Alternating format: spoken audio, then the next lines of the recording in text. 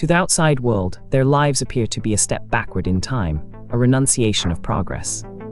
But what if this apparent backwardness is, in fact, an advanced societal defense mechanism, meticulously engineered over centuries to preserve something far more precious than technology? They are the Amish, a people often misunderstood, their customs dismissed as relics of the past. Yet beneath the surface of their seemingly simple existence lies a complex and deeply intentional framework, a hidden operating system that defines every aspect of their world. This code, known as the Ordnung, governs daily life and structures a society resistant to the pressures of modernity.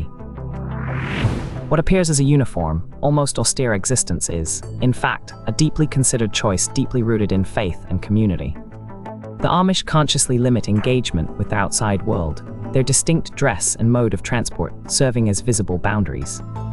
From the styles of their buggies to the cuts of their clothing, every detail is prescribed not by fashion, but by the Ordnung. These regulations vary significantly between different Amish communities, creating a cultural patchwork where strictness on one aspect might differ drastically just miles away.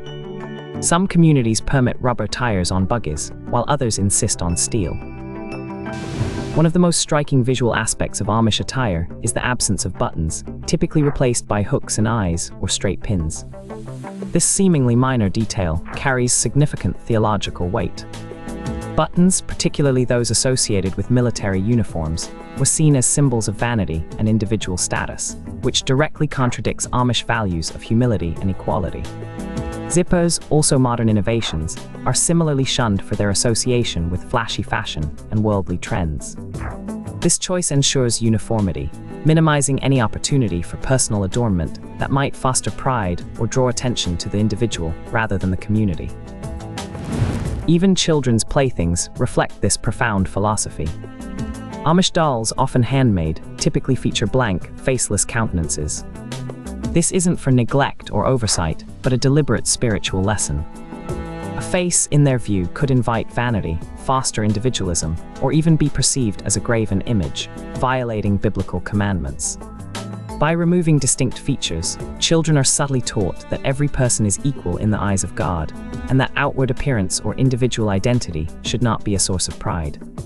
The focus remains on inner spiritual character and shared humanity, not superficial distinctions. The prohibition on photography extends this principle further, safeguarding against the sin of pride and the creation of graven images. For many, to pose for a photograph is an act of vanity, elevating personal image over spiritual substance.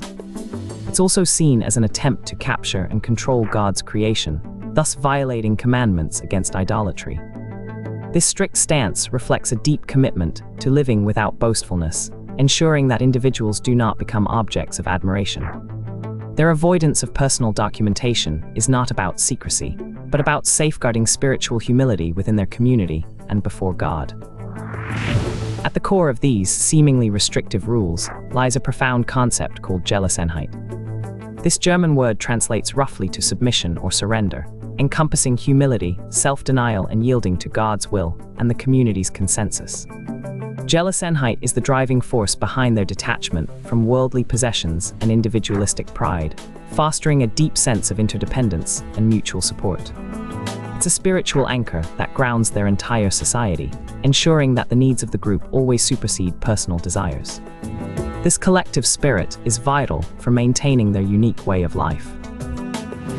This philosophy shapes their nuanced approach to technology. It's not a blanket rejection, but a careful, community-level consideration.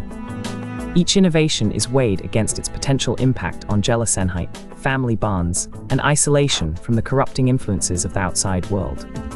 For example, communal telephones housed in a shed are sometimes permitted, as they serve a practical need without inviting individualistic distraction into homes.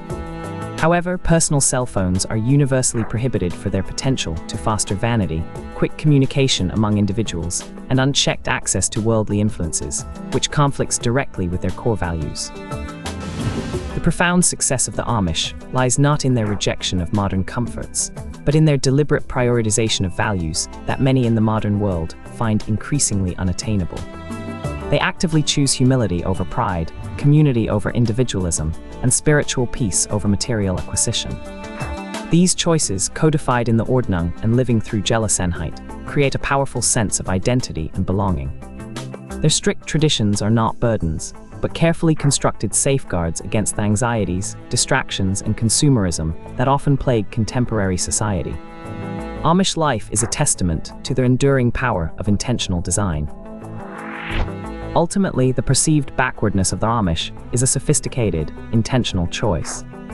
They have engineered a societal structure designed to protect their most cherished values: faith, family, and community from the relentless currents of the outside world. Their unwavering commitment to traditional practices is not an accident of history, but a conscious, ongoing act of self-preservation. Understanding their hidden code challenges us to reflect on our own choices, prompting us to consider what we prioritize and what we might be unknowingly sacrificing in our own pursuit of progress and modern convenience.